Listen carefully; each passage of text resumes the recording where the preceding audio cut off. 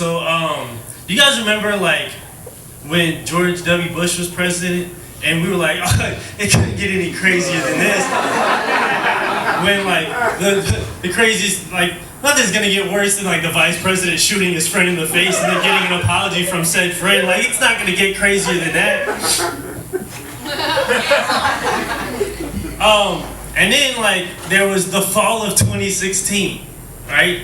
In the midst of the shit show that was the 2016 election, conservative radio talk show host and former one-term Congressman Joe Walsh and Donald Trump Jr. tweeted a very similar statement about the Syrian refugee crisis.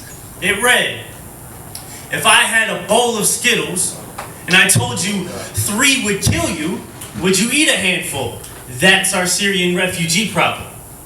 Now, we'll ignore the obvious statistical inaccuracies, the flawed logic, and the continuity errors that exist in this argument, and get to the real problem that is this asinine statement. As Skittles' parent company, Mars, responded in a tweet of their own, "Skittles are candy.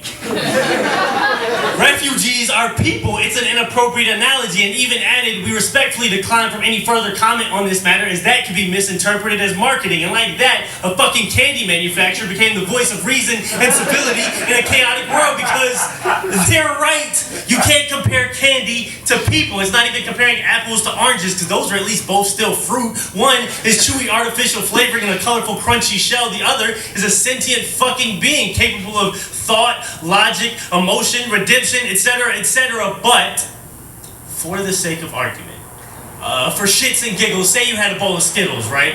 And in that bowl, you had one orange Skittle with a shitty toupee. One misogynistic, racist, bigoted, xenophobic, thin-skinned, tiny-handed Skittle with the vocabulary of a 4th grader who didn't think before firing off his baseless, misguided opinions on Twitter when his feelings got hurt. And in that orange Skittle began to poison other Skittles with his hate speech.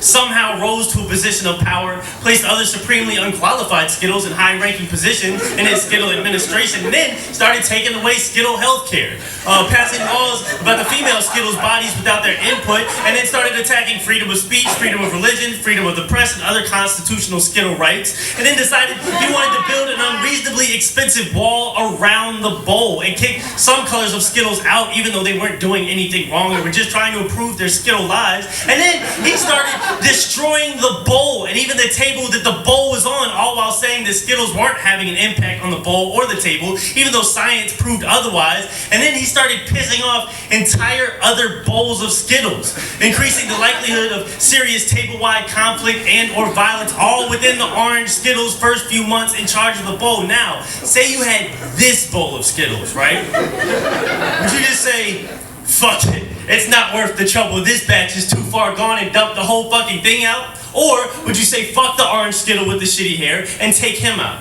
and a few of his Skittle sidekicks, and dispose of them far, far, far the fuck away from the bowl they attempted to poison, where they couldn't do any more damage, because you know the rest of the bowl is so much better than that. Yeah.